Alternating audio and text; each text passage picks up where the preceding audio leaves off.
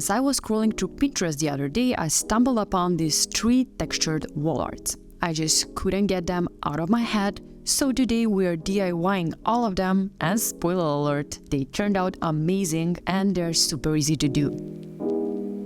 Before we start, make sure to subscribe to the channel and hit that like button so we can start right away. Now, first things first, for all of the DIYs, I use these canvases on cardboard. These are a more budget-friendly option, and since they are thinner, they will fit on my picture ledge better. The inspo for the first DIY was this textured, almost sculptural piece, and we are recreating it using air-dry clay.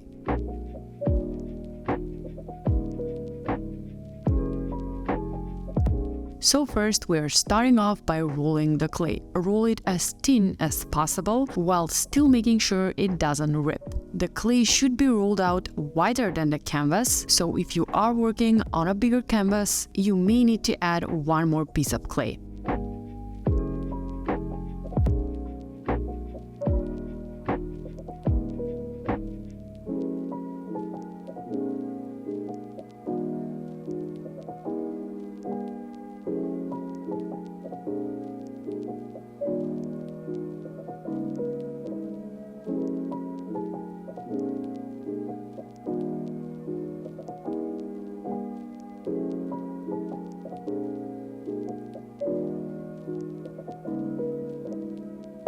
Once I rolled out my clay, I placed it on top of the canvas. And this is where the real fun begins. I just started sculpting it by making wrinkles and raffles wherever I could while making sure the clay was covering every single inch of the canvas. If you have a breaking point, don't worry, it's so easy to fix it. I'll show you in just a bit. And at the end of the day, it's just clay. And if you mess it up, you can always go back by rolling it out and starting all over.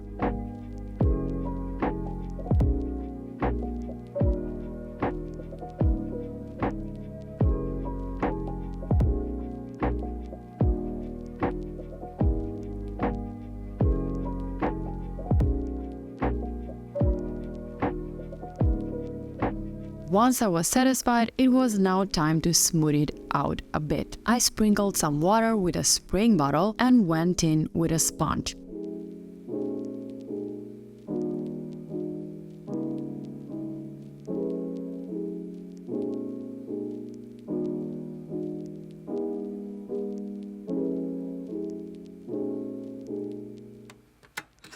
And now it's time for the final touches, which are folding the sides underneath. I quickly found that this worked better if you elevate it, so you'll see me in just a minute rising it up on a bowl so I can work better.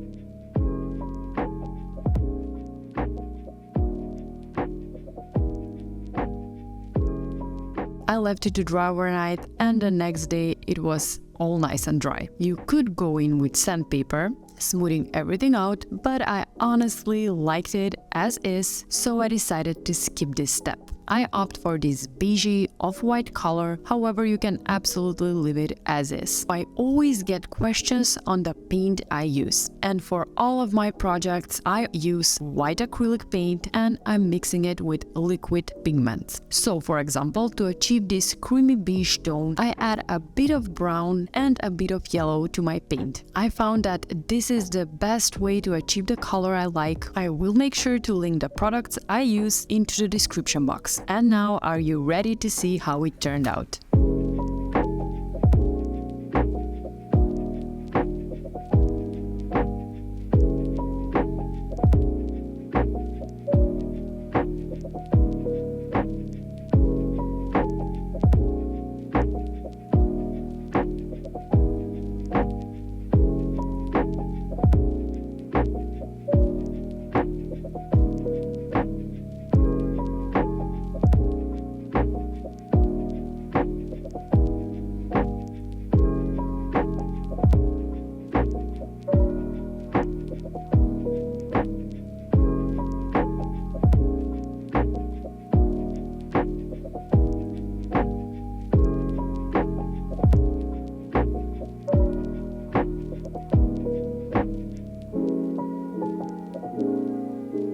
The inspo for the next project was actually from this contemporary abstract artist. I got so inspired to try her style, and I'm doing it using clay, canvas, and acrylic paint.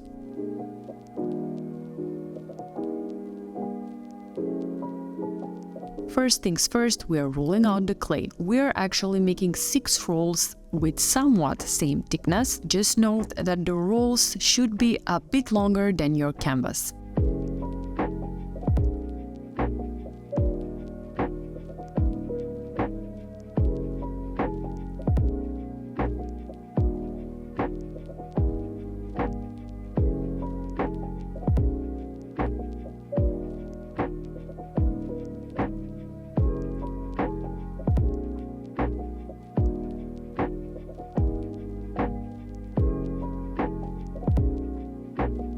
Next, we're painting the canvas. I again went with beige acrylic paint and I just eyeballed my design. However, you can absolutely go in with a pencil and sketch it out first.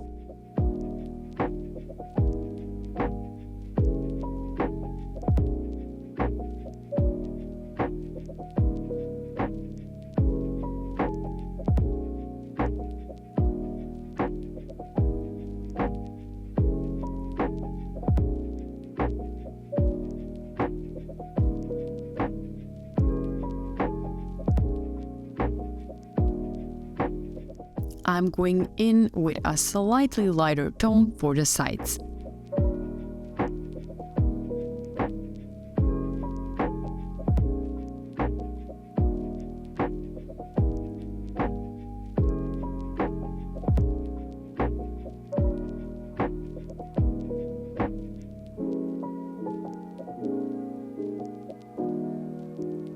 And now it's time to add the clay rolls.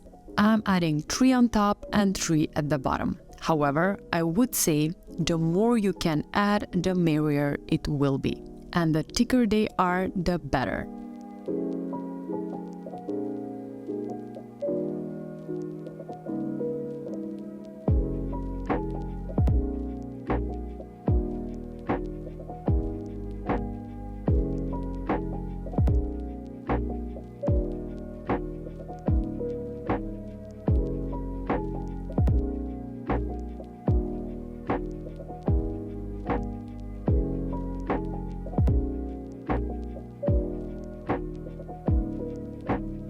Once I was satisfied, I overlapped the rolls and went in with a wet sponge to smooth everything out.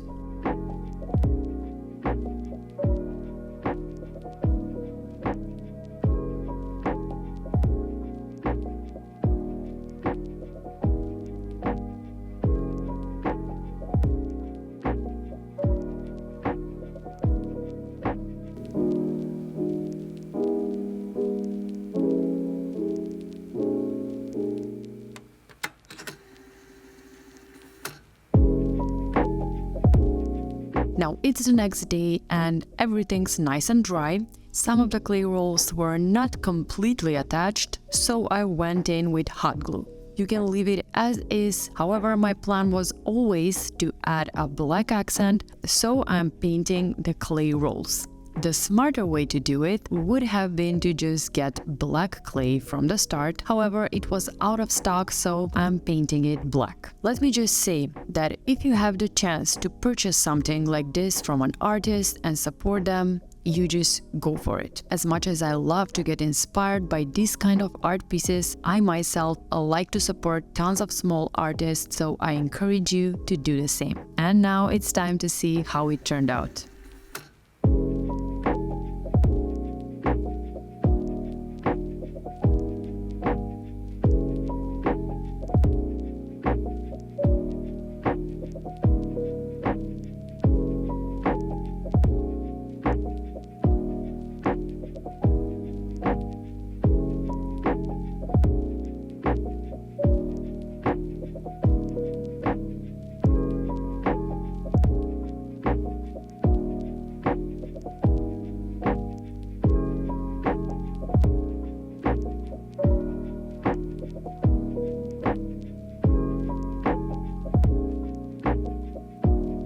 for the last project, I actually got inspired by these pieces and I thought, wow, that's actually such a great idea to just add borders to the canvas and make the plaster just pop out. So first we are adding borders using painter's tape. I'm leaving out one single square where I plan to add the plaster.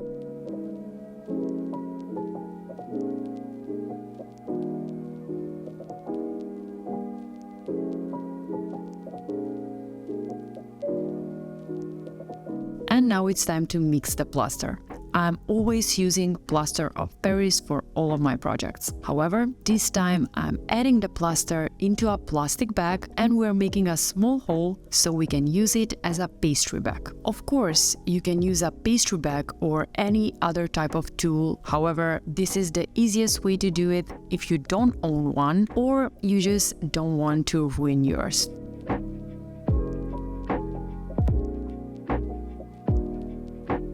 From here on, I just went on adding one line, then another one until everything was fully covered. This felt so therapeutic.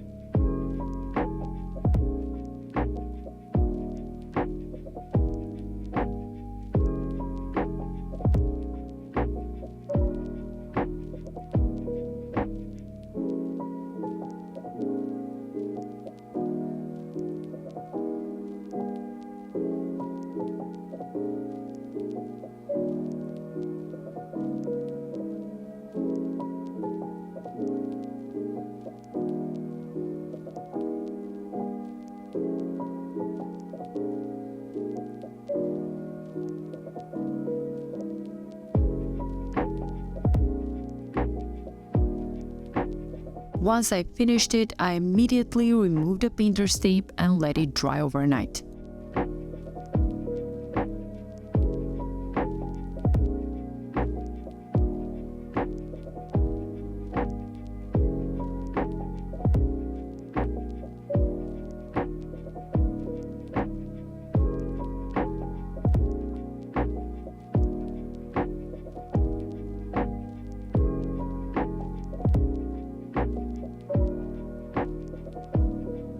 Now it's the next day and the plaster is all dry out. So I went in with the painter's tape again, this time so that I can paint it. And what a turnover, I'm going with beige again. Shocking. Out of all of the projects, this one was the easiest one to do and it turned out so amazing. It may be my favorite one.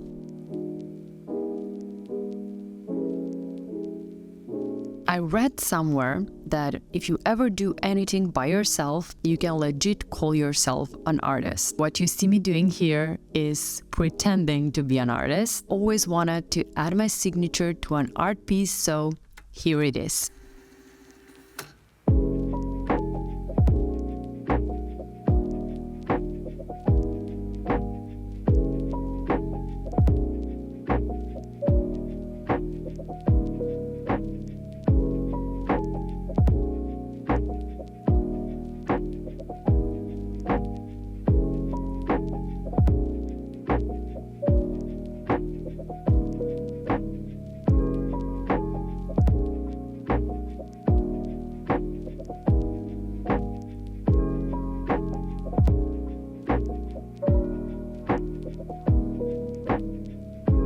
Now before you go, wait, I need to tell you something.